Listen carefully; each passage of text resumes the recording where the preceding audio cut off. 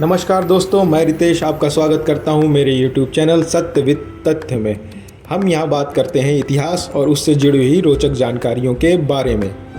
आज हम बात करने वाले हैं कि मनुष्यों ने कपड़े पहनने कब शुरू किए, कैसे हमारे वर्तमान में पहने जाने वाले कपड़े अस्तित्व में आए।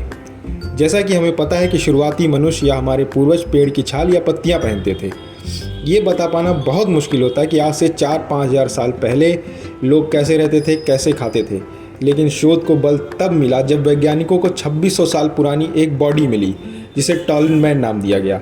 इसके शरीर में पेट के साथ लगभग सारी ज़रूरी हिस्से सही सलामत थे, दिमाग, गुर्दा इत्यादि सभी।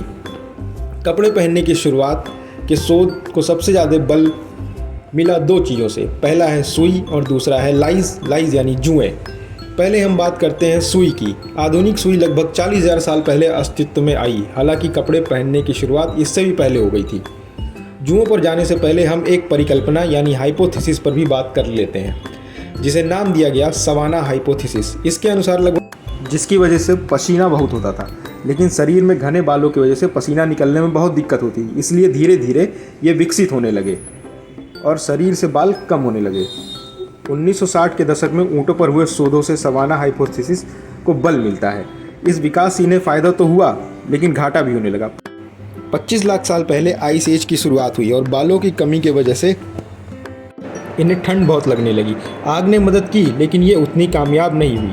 चीन और स्पेन की गुफाओं में हमें 8 लाख साल पुराने औजार मिले, जिन्हें जानवरों की चमड़ी निकालने के लिए उपयोग किया जाता था। अब बात करते हैं जुओं की। 2011 के एक DNA शोध में पता चला लगभग 1,70,000 साल पहले जुएं दो हिस्सों में बटे, एक सर में रहने वाले और एक कपड़ों में रहने वाले। दोनों का DNA अलग अलग होता है। इससे मोटा पता चलता है लगभग 1,70,000 साल पहले कपड़ों की शुरुआत हुई, जो कि अधिकांशतः जानवरों की चमड़ी या पेड़ों में पाए गए प्रोडक्ट हुआ करते थे। वर्तमान के कपड़े अस्तित्व में लगभग 10,000 साल पहले आए। आइस एज के खत्म होने के बाद गर्मी बढ़ी, लोगों को हल्के कपड़े पहनने की ज़रूरत पड़ी, जिसमें कपास, ऊन और रेशम की बुनाई शुरू हुई। विकास के इस खेल में गेम चेंजर साबित हुई सुई। आज कपड़े हमें विभिन्न मौसमों से बचाने के साथ साथ हमारी सामाजिक स्थिति के प्रतीक भी बन गए हैं।